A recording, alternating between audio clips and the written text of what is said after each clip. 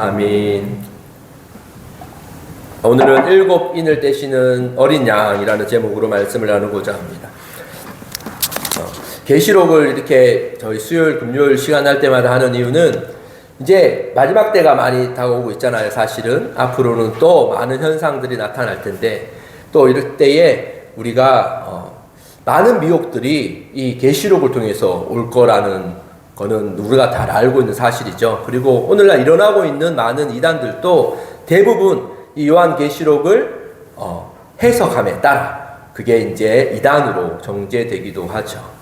많은 계시록을 해석하는 것도 전체를 다 이상하게 해석하는 게 아니라 그 가운데 핵심적인 것들을 이제 다 비슷하지만 핵심적인 것들을 자기의 방식으로 바꾸면서 많은 이단들이 나타났습니다. 그리고 앞으로도 예수님의 말씀처럼 마지막 때에는 이단이 많이 일어난다였기에 그런 일들이 많이 일어날 것이기 때문에 또 마지막 때가 될수록 많은 곳에서 또 요한계시록과 마지막 때에 대한 말씀들이 많이 넘쳐날 것이기 때문에 우리는 그때를 대비해서 제가 이제 부족하지만 아주 기본적인 것들, 우리가 성경을 요한계시록을 해석하는 해석의 기준이 있지만 그 가운데서도 아주 기본적이고 보수적인 차원에서 그것들을 이렇게 한번 나누고 싶어서 이렇게 요한계시록을 부랴부랴 하게 되었습니다. 자, 오늘은 요한계시록 6장입니다. 우리가 수요일 날 보았던 5장에서는요, 인을 떼기에 합당한 자가 누구냐라는 것을 보았죠. 그 누구도 인을 뗄 수 없었는데 예수 그리스도만이 합당한 자로 인을 뗄 수 있는 자로 그렇게 나타났죠. 그렇게 우리는 이 예수 그리스도께 예배하며 마지막 때를 살아가는 자들이 되어야 된다라는 것을 나눴어요. 그리고 이제는 하나님의 오른손에서 두루마리를 취하신 그 두루마리의 인을 예수 그리스도가 떼시는 장면으로 넘어가고 있습니다. 요한계시록에는요, 세 가지의 심판이 크게 나옵니다. 오늘 우리 본문인 일곱 인의 심판과 일곱 나팔 심판과 일곱 대접 심판이 이렇게 차례대로 그렇게 나오죠. 일곱 인, 일곱 나팔, 일곱 대접 이러다 보면 우리가 이 숫자적으로 너무 숫자에 연연할 때가 있는데요. 이 숫자들은요, 그 순서를 정확하게 의미하지는 않아요.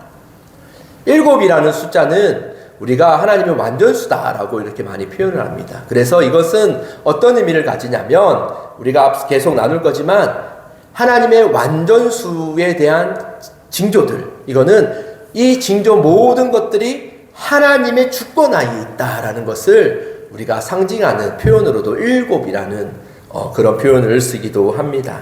오늘은 이 일곱 심판 시리즈 중에서 첫 번째 일곱 인에 대한 것입니다. 이 일곱 인의 일곱 인을 가만히 보면요, 이후에 나올 일곱 나팔과 일곱 대접 심판을 마치 준비하고 있는 그 서론과 같은 그런 모습을 보여줍니다. 우리는 요한계시록을 살펴볼 때 꼭 기억해야 하는 것이 있습니다. 그게 무엇이냐면요, 무엇보다도 인을 떼시는 자가 바로 예수 그리스도이시다라는 것을 우리는 기억해야 돼요. 심판은 하나님과 어린 양의 보호자로부터 시작되었음을 우리는 기억해야 됩니다. 그리고 모든 심판은 우연이 아니라 하나님과 어린 양의 주관 아래, 주권 하에 이루어진다라는 것을 우리는 반드시 기억해야 돼요. 오늘 일곱 인의 심판은 죄의 자멸성을 보여줘요. 죄의 자멸성은 뭐냐면요, 스스로 무너지는 것, 자멸한다 그러잖아요. 이 자멸성을 보여주는데, 이 앞으로 우리가 이제 나누어 볼 이 네 말들은 이 정복을 향한 인간의 욕망을 상징하기도 합니다. 끊임없이 가지려는 욕구와 탐욕이 재앙들을 불러오는 모습을 볼 수 있습니다. 모든 재앙과 심판의 출발점은요, 인간의 부패, 죄에서 시작하는 겁니다. 그리고 그 탐욕이 근원입니다. 내 말의 심판은 하나님께서 직접 내리시는 것이 아니라 인간 스스로가 초래하는 것이며, 하나님은 그것을 내버려 두는 것으로 재앙들이 이루어지고 있다는 것을 기억하셔야 됩니다. 계시록의 심판은 하나님이 악을 만들어내시는 장면이 아니라 죄를 선택한 인간이 어떠한지 그 결과를 보여주는 장면이기도 하다라는 거예요. 자, 이제 첫 번째 인에 대해서 살펴보고자 합니다. 첫 번째 인을 한번 읽어볼게요. 1절과 2절은 내가 봄에 어린 양의 7인 중 하나를 떼시는데 그때에 내가 들으니 내 생물 중 하나가 우레소리같이 말하되 오라 하기로 내가 보니 흰말이 있는데 그 탄자가 활을 가졌고 면류관을 받아 나가서 이기고 또 이기려고 하더라 라고 말합니다. 여러분, 십자가의 의미가 뭔지 아십니까? 십자가의 의미는요, 두 가지 의미가 있어요. 첫째는요, 우리가 예수께서 십자가의 죽으심으로 구원을 주신, 우리가 잘 알고 있는 구원의 의미가 있고요. 두 번째 의미는요, 하나님의 나라의 진노도 십자가 사건을 통해서, 십자가 사건을 이유로 하나님의 나라의 진노가 시작된다라는 심판의 시작을 의미하는 의미도 십자가에 있습니다. 십자가는 죄인에 대한 하나님의 사랑이기도 하지만요, 십자가는 하나님의 공의가 나타나는 증표이기도 합니다. 단지 사랑이었다면, 단지 사랑으로 차원에서만 받아들이면 예수님이 굳이 십자가를 질 필요가 없죠. 그냥 구원하시면 되니까. 그 대신 하나님의 공의의 차원에서 보면 반드시 그 대가, 심판의 차원에서 십자가가 지어졌다라는 것입니다. 그렇게 이제 첫 번째 인이 떼어집니다. 그러니까 누가 등장합니까? 흰말이 등장하고 있습니다. 흰말은 요한계시록에서 주로 하나님의 백성을 상징하는 색으로 표현됩니다. 그러나 오늘 본문에서의 흰말은요, 하나님, 예수 그리스도와 관련 지어서는 안 됩니다. 본문의 문맥을 보면요, 다른 의미로 생각해 볼 수 있어요. 이 고대 시대의 흰말은요, 군사적 이미지였다라고 합니다. 로마 장군들이 개선식을 하며 들어오지 않습니까? 그 개선식을 할 때 로마 장군들은 항상 흰말을 탔고 다녔다고 합니다. 그리고 이 고급 지휘관, 높은 지휘관들은 흰말을 가지고 전쟁에 나갔다라고 합니다. 그래서 이 흰말은요, 군대와 관련해서 승리하고 정복하는 그런 의미를 가지고 있습니다. 오늘 이 본문에 흰말을 탄 자라는 자에 대해서 많은 해석이 나와요. 누군가는 그리스도와 연관 짓기도 하고요. 누군가는 고대 시대에 있었던 그 페르시아 어떤 민족과 연관 짓기도 합니다. 그런데 오늘 가장 보편적이고 가장 보수적인 해석은 이 흰말은 인간의 군사적인 정복력을 가리킨다라는 것이 다수의 견해입니다. 2절에서 보면요, 면류관을 받아 나아가서 이기고 또 이기려고 하더라라고 그렇게 말하죠. 이 면류관은 바로 말탄자에게 주어졌죠. 그리고 이 면류관이라는 것은 왕관이 아니죠, 그죠? 면류관은 승리를 의미하는 거거든요. 승리할 수 있는 힘이 주어졌다라는 거예요. 그 이길 수 있는 힘이 주어졌다라는 것을 의미합니다. 이길 수 있는 힘이 주어진 것은 나쁜 게 아니죠, 사실은. 그런데 문제는 이기고 또 이기려고 하더라라는 것에 있습니다. 인류는 이긴 것에 만족하지 못하고 계속 이기고 이기려고 합니다. 그렇기에 인간의 계속된 정복력을 보여주죠. 그러다 보면 무엇이 일어나냐면요, 항상 전쟁이 일어날 수밖에 없어요. 이기려고 하면 항상 전쟁이 일어나야 되는 거니까요. 그러니까 끊임없이 가지려고 하는, 가진 것에 만족하지 못하는 그런 탐욕, 정복욕이 계속해서 전쟁을 일으키는 그런 시대를 의미합니다. 이것을 우리 교회로 한번 적용이 시켜보면요, 이제 예수님이 승천하신 후 세상에 교회가 탄생이 되었죠. 하나님은 이 교회 예수 그리스도가 이제 우리가 지난주에 보았듯이 이제 왕같이 제사장이고 왕으로서 왕노릇한다라고 그랬거든요. 그리고 교회는 이기는 힘을 받았다라고 그래요. 세상에서 승리하는 힘을 받았어요.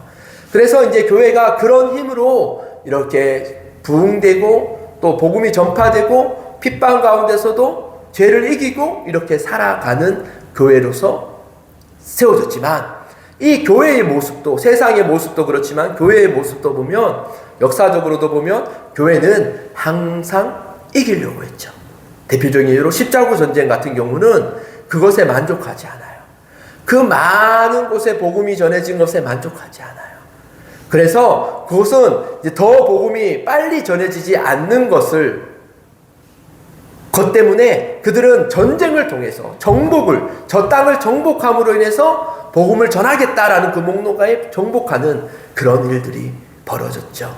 우리 한국교회도 마찬가지입니다. 아마 세계교회 다 마찬가지일 거예요. 근데 우리는 한국교회도 그래요.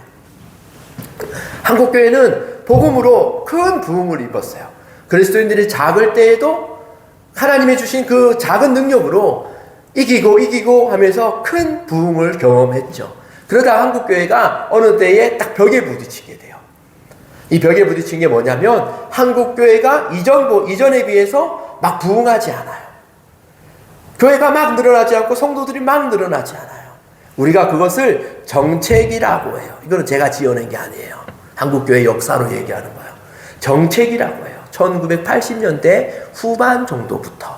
그때에 이 한국교회는 뭘 택했냐면요. 이제 이 정체기를 견디지 못해 이 하나님이 주신 그 부흥에 만족하지 않고 우리의 힘으로 그 계속된 부흥, 그 급격한 부흥을 우리의 힘으로 다시 쟁취하고 싶어 해요.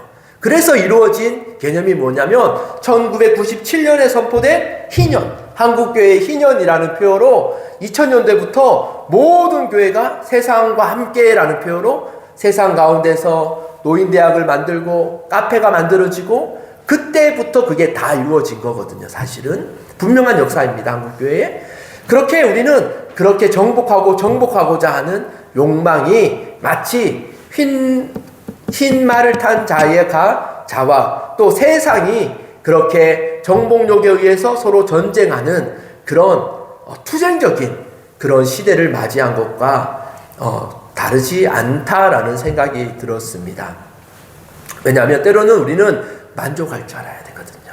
이 말을 묵상하면서 저도 교회에 대한 지금 우리 시온교회에 대해서 제 개인적인 생각을 했는데 우리도 보면 저도 이제 지금에 만족하는 마음이 있어야 되는데 감사하고 여기서 하나님이 우리에게 주시는 것들을 다시 돌아보며 단단하게 해가야 되는 때가 있지 않습니까? 그런데 저도 보면 인간인지라 어느 순간 더 이상 갑자기 사람들이 오지 않는 이 모습을 보면서 내가 또 뭔가를 또 해야 되나?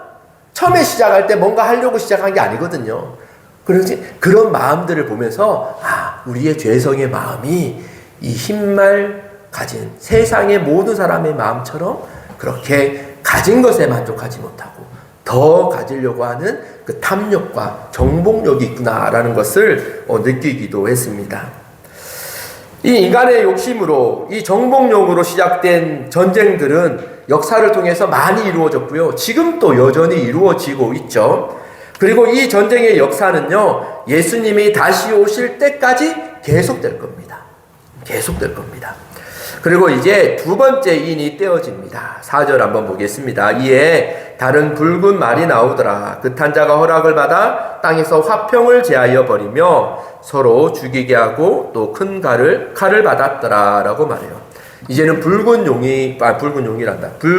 말이 나오죠. 붉은 말을 탄 자에게는 두 가지 권세가 주어졌습니다. 그게 뭐냐면 첫째는 땅에서 화평을 제하는 권세, 그리고 화평이 없어지자 사람들은 포악해져서 서로를 죽입니다. 그리고 또 두 번째로는 큰 칼, 이렇게 서로를 죽일 수 있는 큰 칼의 권세가 그렇게 주어졌습니다. 우리가 6장에서 반복적으로 나타나는 단어가 있는데요. 그것은 받았다라는 단어예요. 우리가 1절에서 보면 아까 면류관을 받았다라고 하죠. 받고, 또 4절에서 보면요. 우리가 허락을 받았다라고 말하고 큰 칼을 받았다라는 표현이 있죠. 그리고 또 5절에도 보면 있어요. 셋째인에도 보면 손에 저울을 가졌다, 받았다라는 말이 같은 말입니다. 그리고 8절에 보면요. 땅의 4분의 1의 권세를 얻어라고 말하죠. 이것도 받았다라는 것과 같은 말입니다. 이는 헬라어로 에도데이라는 말로 수동태를 의미해요. 이것은 어떤 의미냐면 스스로 내가 얻어서 쟁취하고 가진 것이 아니라 누군가에게 주어진 것, 수동적으로 주어진 것, 능동적으로 내가 내가 이렇게 차지한 게 아니라 누군가에서 주어진 것을 의미하는 그런 단어입니다. 그렇기에 이 권세들이요, 세상의 권세라고 해서 이 권세들이 자기들의 힘으로 얻은 게 아니라 하나님으로부터 주어진 권세다라는 거예요. 예수 그리스도에 의해 주어진 권세임을 분명하게 오늘 본문은 재앙들을 말하면서도 반복해서 강조하고 있죠. 이는 심판 가운데서도 하나님의 주권을 분명하게 하고 있는 것입니다. 다시 본문으로 돌아가세요. 붉은 말은요, 어떤 것을 의미하냐면 학살로 인해 흘려지는 피를 상징합니다. 그냥 전쟁으로 흘려지는 피가 아니라 학살로 인한 흘려지는 피, 잔인한 피, 서로가 서로를 죽이는 이런 의미를 가지고 있거든요. 흰 말이 인간의 정복 욕망의 시작이라면 붉은 말은요, 그 욕망이 만들어낸 필연적인 결과입니다. 곧 폭력과 죽음이 따르게 되는 거죠. 정복의 욕망은 언제나 전쟁을 낳고 전쟁은 언제나 피를 요구합니다. 그리고 우리가 여기서 주목받아야 할 표현은 큰 칼을 받았더라 라는 말인데, 이는 앞서 살펴본 것과 같이 큰 칼, 죽이고 하는 그 재앙의 권세를 사람들이 받았지만 그 권세는 무장적 자기 마음대로 막 사용할 수 있는 것이 아니라 하나님의 허락된 그 범위 안에서만 움직이고 있다라는 거예요.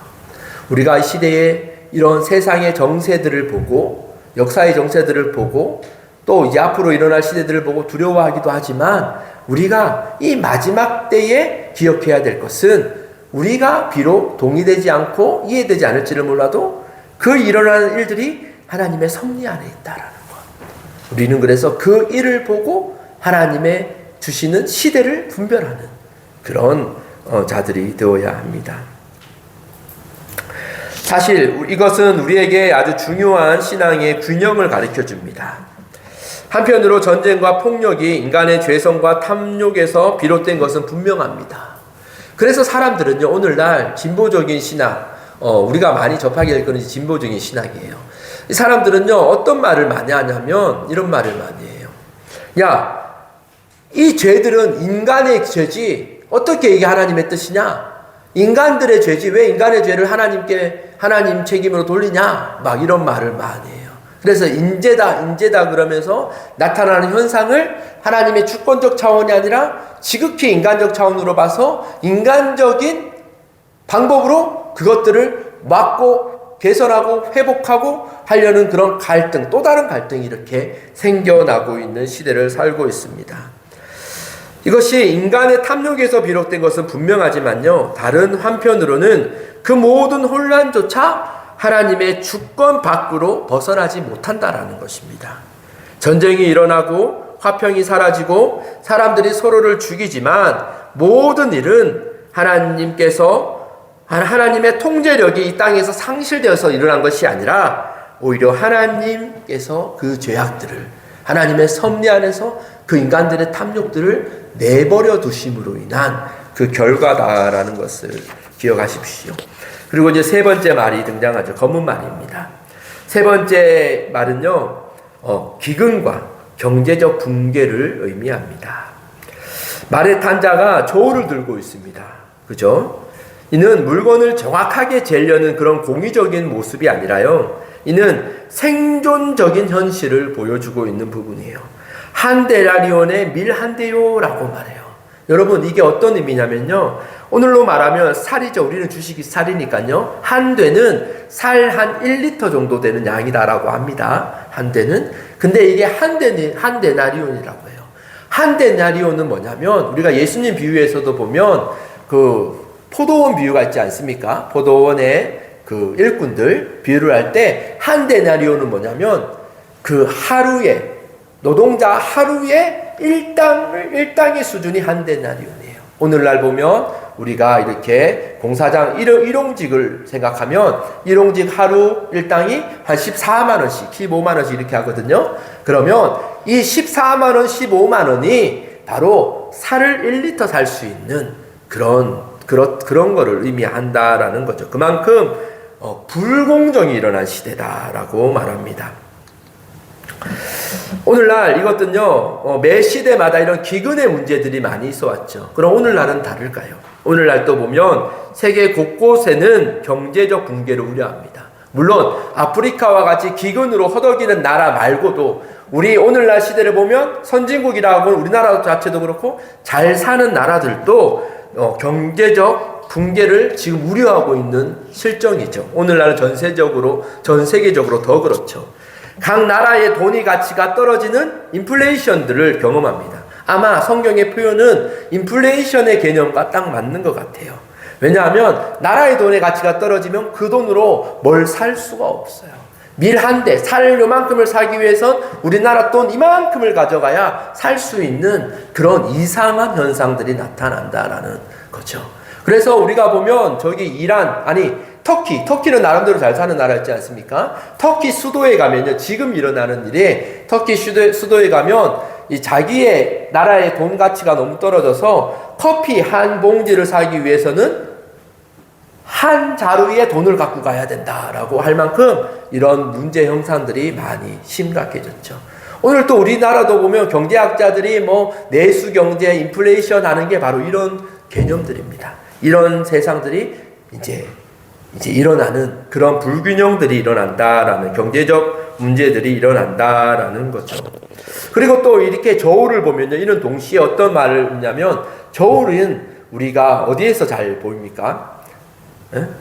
시장? 저울은 또 어디서 보이냐면 법원에도 보면 저울이 있어요. 그쵸? 법원에 보면 저울이에요. 이거는 이 한 대량 밀 이만큼의 한 데나리온이다라는 것은 경제적 붕괴가 동시에 이것은 공평하지 않는 것을 의미하거든요. 오늘날 이 사회가 공평하고 공정한 것이 사라져버리는 그런 사회를 의미하는 게 검은 말의 비유다라고도 할 수 있습니다. 그리고 여기서 한 가지 흥미로운 표현이 등장합니다. 그런데 감람류와 포도주는 해하지 말라라는 표현이 등장해요.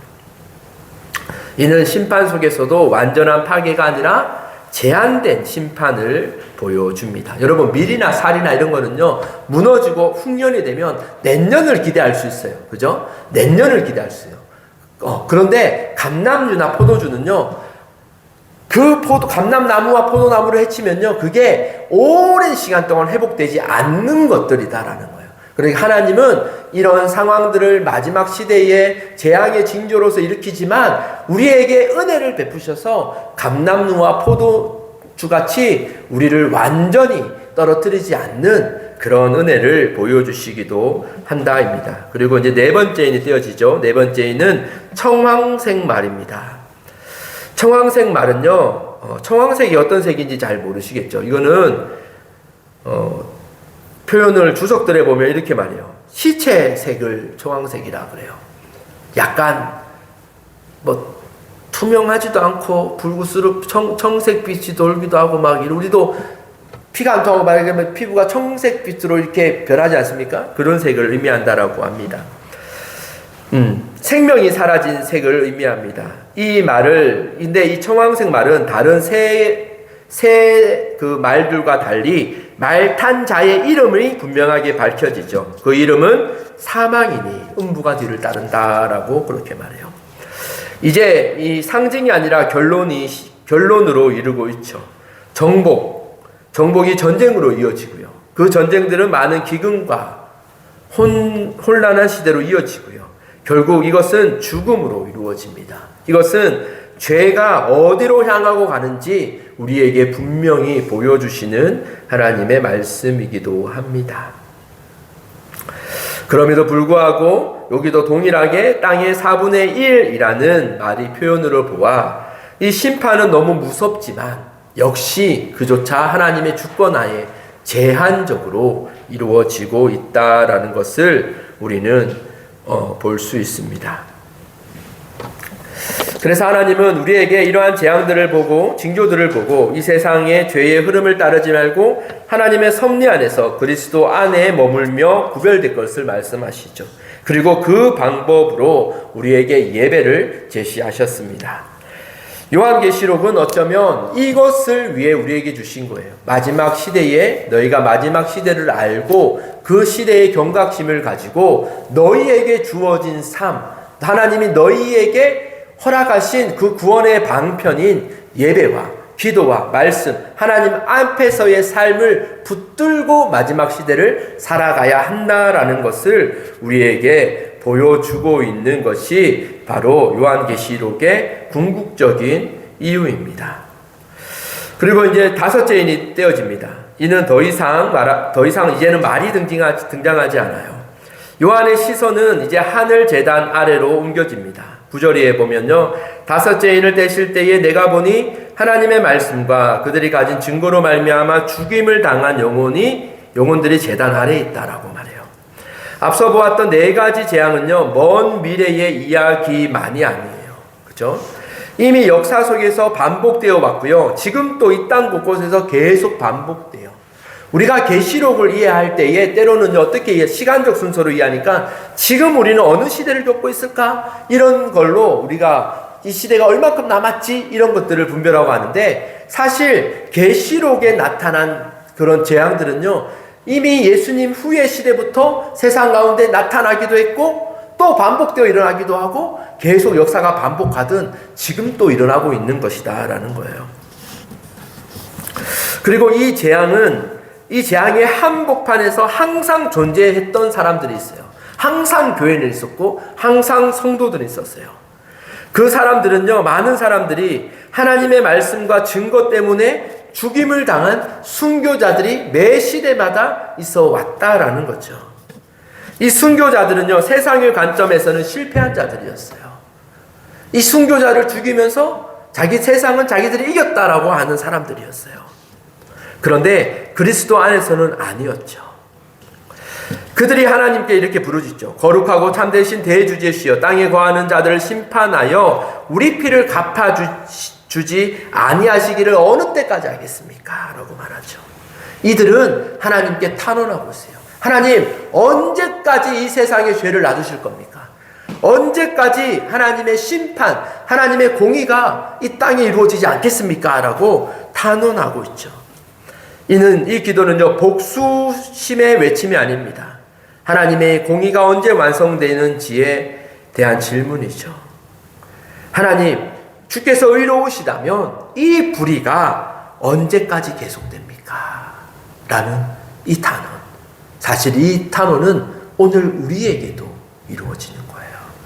우리가 마지막 시대에 세상이 하나님을 적대하고 대적하고 하나님을 조롱하고 이런 시대를 맞이하면서 우리가 어떤 마음을 가져가야 될까요? 우리도 아마 하나님을 중심에 두는 우리의 믿음이 준비되어 있는 사람은 모두가 하나님, 언제까지 이 조롱을 들어야 됩니까? 하나님, 하나님의 공의가 언제까지 참으십니까? 이 세상이 하나님을 대적하고 마치 하나님이 없는 것처럼 하나님이 가짜인 양 자기들이 당당하게 그렇게 살아가고 있는 저들의 그 죄악을 언제까지 참으시겠습니까? 내가 저들의 신나함을, 하나님을 조롱함을 내가 보기에 너무나 힘듭니다 라는 고백들이 해줄 거예요. 그리고 이 고백은 어쩌면 지금 우리에게도 각자의 삶에서도 이루어지고 있는 것은 아닙니까? 성경은요, 이런 탄원, 마치 복수심과 같이 보이는 이런 탄원을요, 불신앙으로 정죄하지 않습니다. 오히려 하나님은 그들의 부르짖음을 들으십니다. 그러나 하나님의 응답은 그들이 원했고 그들이 기대했던 방식과는 다르죠. 하나님은 11절에 각각 그들에게 흰 두루마기를 주시며 이르되 아직 잠시 동안 쉬되 그들의 종들과 형제들도 자기처럼 죽임을 당하여 그 수가 차기까지 하라 하시니라 라고 말해요. 하나님은 즉각적인 심판을 선포하지 않으세요. 대신 흰 두루마기를 주세요. 흰 두루마기를 주시며, 흰 두루마기는요, 승리의 상징이며 이미 그들이 옳았다라는 것을 인정해 주시는 거예요. 여러분, 억울한 일이 있으면 여러분 우리의 삶을 보면 억울함을 당할 때 하나님께로 나올 때가 많아요. 근데 하나님께 은혜를 받아요. 마치 이거는 흰 두루마기를 받은 거예요. 하나님은요, 그래, 네가 오라. 너의 그 억울함과 분통함을 내가 알아. 네가 옳은 거야. 그런데 조금 참아라고 말해요. 하나님의 때가 있다라고 말해요. 사랑하는 여러분, 이 말은 하나님께서 무관심하다라는 말씀이 아니에요. 오히려 하나님은 역사를 가장 정확한 시간표로 이끌어가고 계신다라는 거예요. 하나님은 감정이 치우치심이 아니에요. 하나님은 정확한 하나님의 가장 온전한, 가장 선한 그 시간표대로 이 세상을 지금 또 이끌어가고 계신다라는 거예요. 그렇게 우리는 그 하나님을 믿고 우리가 하나님을 따라 살아오라, 따라오라라고 그렇게 하는 거죠. 앞서 말을 탄 자들에게도 권세들이 주어졌습니다. 이기는 권세, 전쟁을 하는 권세, 세상의 권세들이 주어졌죠. 그리고 여기 순교자들에게도 흰 두루마기가 주어졌죠. 세상의 권세도 받은 것이고요. 성도의 영광, 흰 두루마기도 받은 것이에요. 그런데 이 차이는 하나가 있습니다. 하나는 세상의 권세는요, 잠시 쓰다가 사라질 권세일 뿐이에요. 그러나 이 세상의 권세는 허무한 것이죠. 그러나 다른 하나, 하나님의 영광을 받은, 구원을 받은 우리는 영원히 벗겨지지 않을 하나님의 영광, 하나님의 인정을 받은 그 자들이다라는 겁니다. 사랑하는 여러분, 계시록 6장은요, 절망의 장이 아닙니다. 이 장은 이렇게 말합니다. 세상은 무너지고 있지만 순교자의 피는 헛되지 않았고 하나님의 공의는 결코 지연되는 것이 아니에요. 하나님의 뜻대로 정확하게 흘러가는 거예요. 어린 양은 모든 것을 보고 계심을 우리 5장과 6장은 그렇게 말하죠. 그리고 마지막 심판은 서두르지도 않으시고요, 늦춰지지도 않으시고 하나님이 가장 의로우시다고 판단되시는 그때에 이루어질 것입니다. 여러분, 하나님이 언제 다시 예수를 이 땅에 보내실까? 예수가 언제 이 땅에 오실까? 타이밍을 재고 계시는 분이 아니에요. 그때는 정해졌어요. 이 인으로 봉해진 두루마기에는 이미 그 내용이 완전하게 정해져 있어요. 이제 그 하나님의 정해진 계획이 하나 성취되어 갈 부분입니다. 여러분, 그렇다면 이 시대를 살아가는 우리는 어떻게 살아가야 할까요? 첫째는 두려움으로 살아가서는 안 돼요. 마지막 시대를 생각하면 두렵거든요. 막 그렇거든요. 그러나 두려움으로 살아가서는 안 돼요. 우리는 오히려 이런 시대에 예수가 보여주신 거, 4장부터 6절까지 말씀하시는 하늘의 보호자를 보아야 하는 거예요. 예수가 계신 그 보호자를 바라보는 삶을 살아야 돼요. 두려움이 아니라 보호자를 바라보는 삶. 세상은 흔들리고 있지만, 세상은 막 이렇게 흔들리고 어떻게 될지 막 모르겠지만 분명한 것은 그 모든 것이 어린 양이신 예수의 손에 달려있다라는 것, 하나님의 뜻대로 이루어지고 있다라는 것을 기억하며 살아야 돼요. 그리고 둘째는요, 죄와 타협하며 살면 안 돼요. 4가지 말의 심판은요, 결국 죄가 우리의 삶, 이 세상을 무너뜨린다라는 사실을 분명하게 보여줍니다.